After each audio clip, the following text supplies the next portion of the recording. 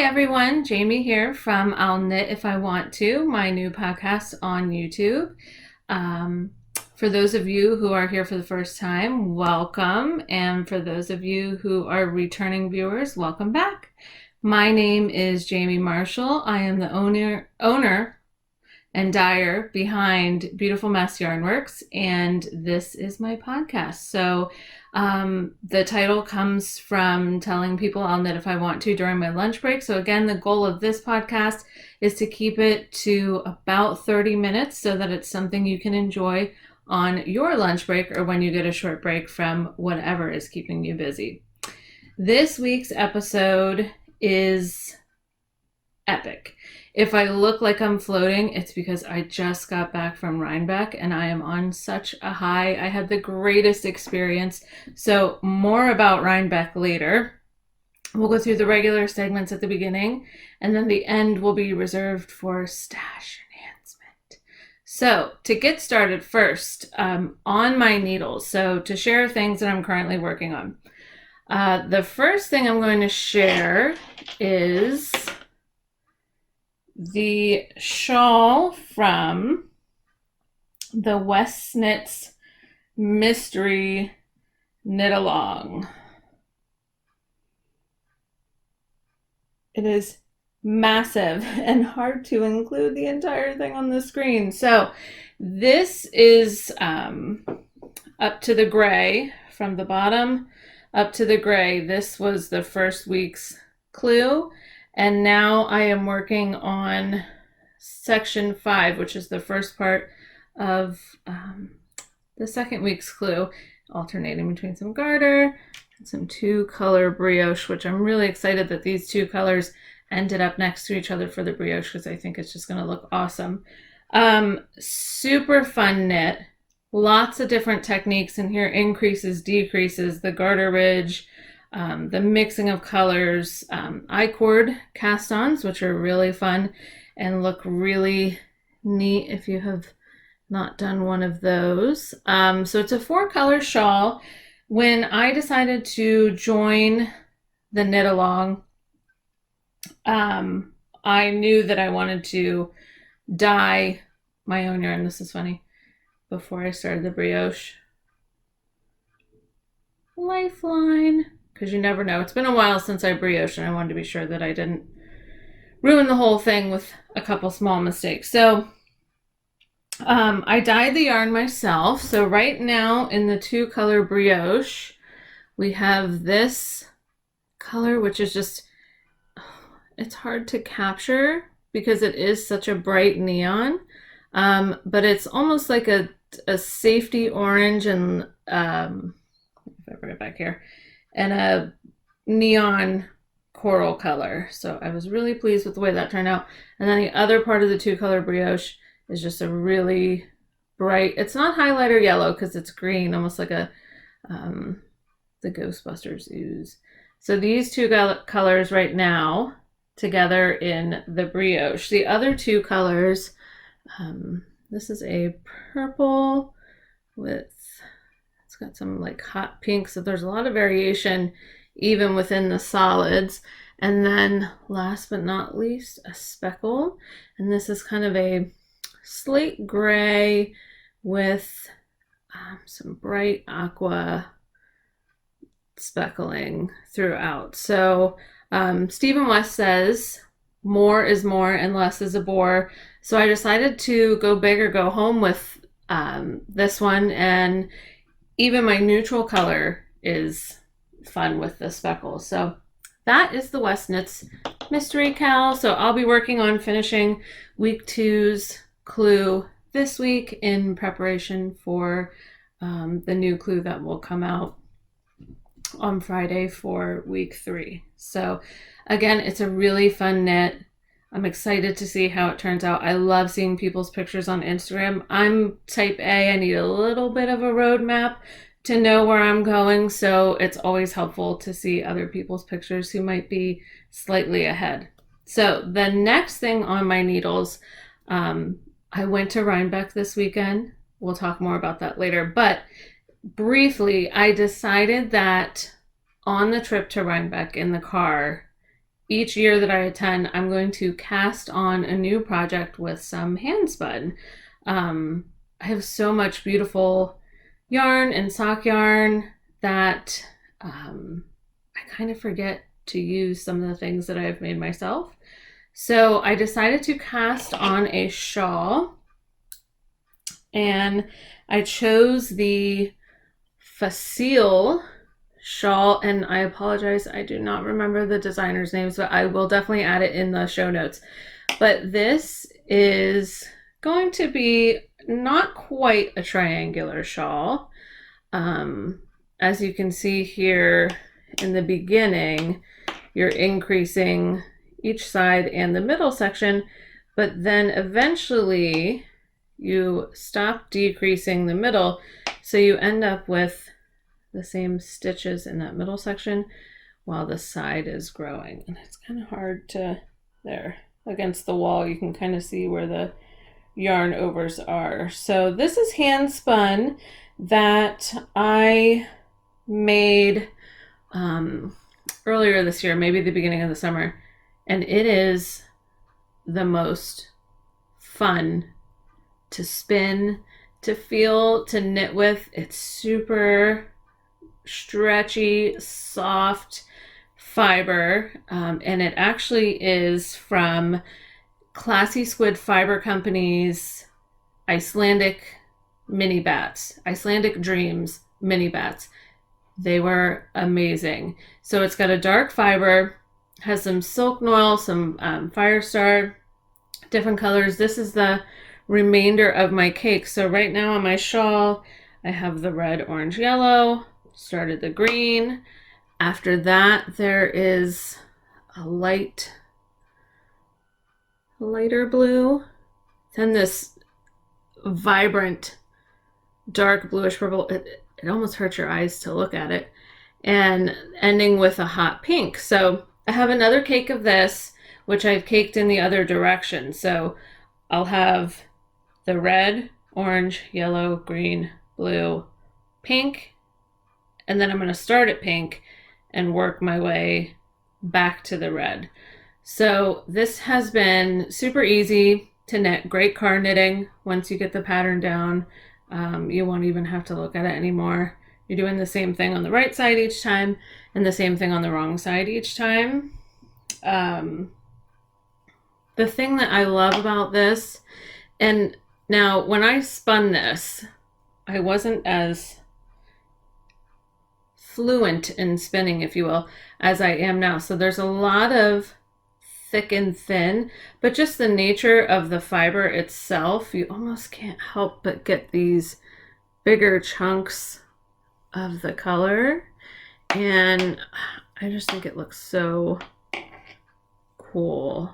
You can see some of the white noil here. So what I did was I spun singles with the Classy Squid Fiber Company with the fiber, but I knew that I wanted to get enough to eventually make some sort of gradient shawl. So rather than plying it together with itself, I got a commercial lace weight yarn that was like a charcoal color. So you can't even, looking closely at it, the commercial lace weight yarn is almost indetectable. So it doesn't take away from the gorgeous fiber. Gosh, that's really hard to do up close. It doesn't take away from the gorgeous fiber, just adds a little extra strength because it has a second ply. And it just, I think it works so well, and I'm so pleased with that. And I'm really pleased with how the shawl is turning out. So that is my Facil shawl. So those are my two projects that I have on the needles right now, and I'm itching to cast on another, and I will tell you about that when I share my stash. The 9-inch circular socks that I talked about on the last episode, I don't know what it is, but I, for some reason, cannot bring myself to pick them up and knit on them. I'm not sure if it's because it's on the 9-inch circulars, if I just have so much more going on otherwise, but I, for some reason, cannot bring myself to work on them. And I know my husband probably wishes I would so that he could have his pair of socks. Because what good is one sock? So unless we could somehow turn it into a Christmas stocking, maybe for the dog, we'll see. But again, I have a hard time not finishing things, so I'm sure eventually at some point I will pick that up and finish it. So, off the needles. This is the big one, folks. And if you follow me on Instagram, you have seen this in all of its progress. My Boxy sweater by Joji. It's really misleading because, I mean, it's a lot of fabric. It's very wide. However, the drape is just beautiful. So it doesn't look like this while you're wearing it. And I'm going to insert some pictures from Rhinebeck in the podcast. So you'll actually get to see this on and in action in the picture. So my sleeves were finished with just a little bit of ribbing at the end. Okay. And it ended up being perfect as a Rhinebeck sweater. We went to Rhinebeck on Saturday, and it was 32 degrees in the morning when we lined up outside. And by the end of the day, it was close to 70. So having something lighter and flowy really worked to my advantage. So let's discuss lessons learned in sweater knitting. There are a couple things with this sweater that I know I will adjust on future sweaters to really get the fit and the look that I want. First of all, alternating skeins, especially with indie dyed yarn, speckled yarn. And you think I would know this because I suggest this to customers when they purchase yarn from my shop. But I didn't alternate skeins. And I think there's a very clear, you can see where I switch from the first to the second. The bottom front of my sweater has much more of that orange speckle than the top. Fortunately, maybe a sweater knitter might notice, but in the pictures I've seen of myself wearing it at Rhinebeck, it's not blatantly obvious because of the flow of the sweater.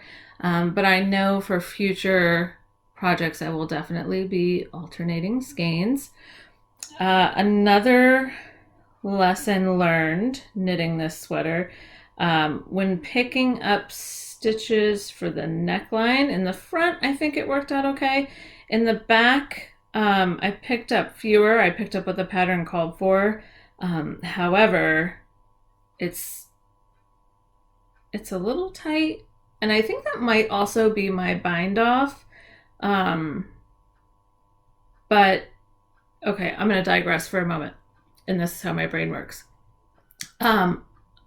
Knit Stars is an online knitting forum that I joined, and there are instructional videos from some of the great Stephen West, Hannah Fettig, among many others. And she actually talks about the stretchy bind off she uses in the neckline of her sweaters. So another lesson learned, this doesn't have very much give. The next time I will use her techniques for the stretchy bind off. So this is my Boxy sweater. I was so excited. I didn't want to wear it until I wore it to Rhinebeck. I was really looking forward to wearing it to work. And now here in the beautiful central Pennsylvania, it is the middle of October and it has decided to be summer again. It is currently, I think, 74 degrees outside, and it's, let's see, it's 12:28. And it's 74 degrees outside.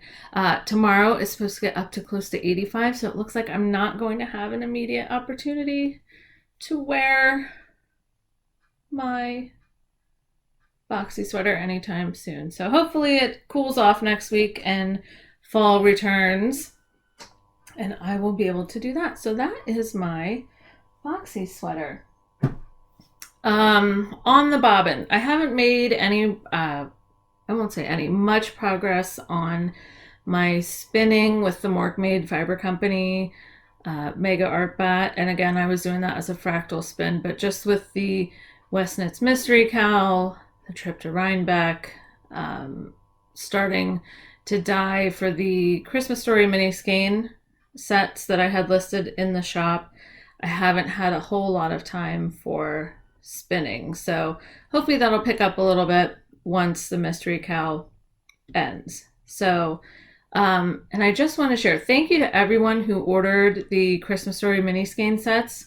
I will be dyeing up those batches here shortly, and your orders will ship by the end of the month. And I just want to share that with you in case you didn't get an opportunity to see those. So, all right, so the mini skein set has 5 mini skeins, all inspired by the movie A Christmas Story. So the first one is I Can't Put My Arms Down, which if you remember from the film, she wraps him up so tightly on his way to school that he can't put his arms down. And just these colors, you know, with the maroon snowsuit and the blue scarf, I just can't.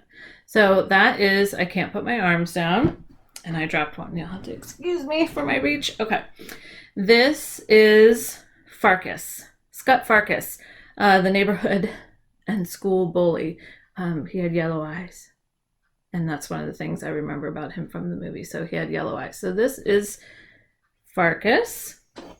The next one is, now that star is crooked. And that is a great scene from the film where the dad tries to fix it. And is treacherously standing on the top of the ladder. So that is now that star is crooked. This is Electric Sex, and it is inspired by the leg lamp that has a golden color with the black fishnets, which I tried to capture there with the speckle. So that is Electric Sex. And last but not least, You'll Shoot Your Eye Out, which is a combination of like a really deep red and some lighter areas with brown speckles to kind of match the Red Ryder BB gun itself. So those are the mini skeins. Again, thank you to everyone who ordered those. I'll be dyeing those up and shipping those out to you by the end of the month, and I can't wait to see what you create with it. Whether you ordered that or you have other yarns from my microbrew series for Jimmy Bean's Wool or anything from my Etsy shop, please, whenever you knit and you're posting progress photos on Instagram, use the hashtag BeautifulMessYarnWorks. I love to see what you guys are making. So that is what is in the shop. Okay, so the moment you've all been waiting for, Rhinebeck stash. Okay, so I'm going to share with you guys what I bought. First of all, I'm a comfy clothes, sweatshirt, love fall, sitting around, fire on, cup of coffee, knitting kind of girl. So I knew that I wanted to get one of the crew Boxy fit. I'm noticing a pattern. I must like Boxy fit. Sweatshirts from the souvenir stand. And here is the one I went with. It's so cute. The New York State Sheep and Wool Festival 2016 with the cute little sheep on it. Love that. Super soft, super comfy. Knew I had to get a sweatshirt. I knew that going in that I would be looking for a sweatshirt. So that is what I got from the souvenir stand. They had a lot of cool t-shirts, tank tops, vests, totes, anything you can imagine, they had it. So that is the souvenir that I got. I actually see something behind me that I got. So excuse me, I'm going to turn around and grab this. Loop Fiber Studio. I almost bought one at Maryland Sheep and Wool, but I wasn't that avid of a spinner yet. So I kind of backed down from that, but I got one this time and I am so excited about it. So this, excuse the crinkling, this is the one I decided to go with, and I just love the blue to the teal to the lighter to the green, and finally with the dark on the outside. It just, I don't know, I think when I picked it out, I said to my husband, it reminded me of a peacock. So this colorway is actually called Babbling Brook. It's 4.8 ounces of merino, and it is just gorgeous. I'm so excited to spin this.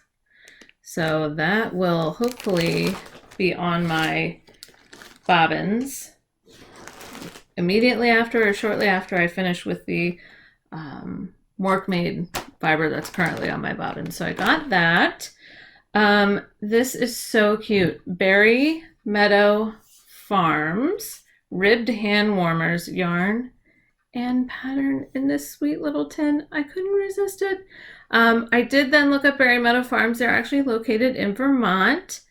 And this is just, it's fantastic. I couldn't resist, especially with it being in the little tin. So it has the pattern for those ribbed hand warmers, and the pattern is by Carol Schumann, and it calls for one skein, a 50-gram skein of DK weight yarn, and the yarn is in there. You see that the halo on it? It's so fluffy and squishy and soft, and I think it's just going to make a really nice neutral hand warmer that can kind of be worn with anything. And this colorway is their silver gray.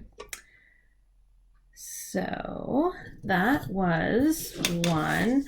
And the people at that stand also were so sweet, very nice, very down to earth. And they had a lot of different patterns to choose from. There were quite a few patterns for fingerless mitts. Some were ribbed, some were cabled, some were basic stockinette. They had baby hats, things like that. So I just thought that was so sweet in this little tin.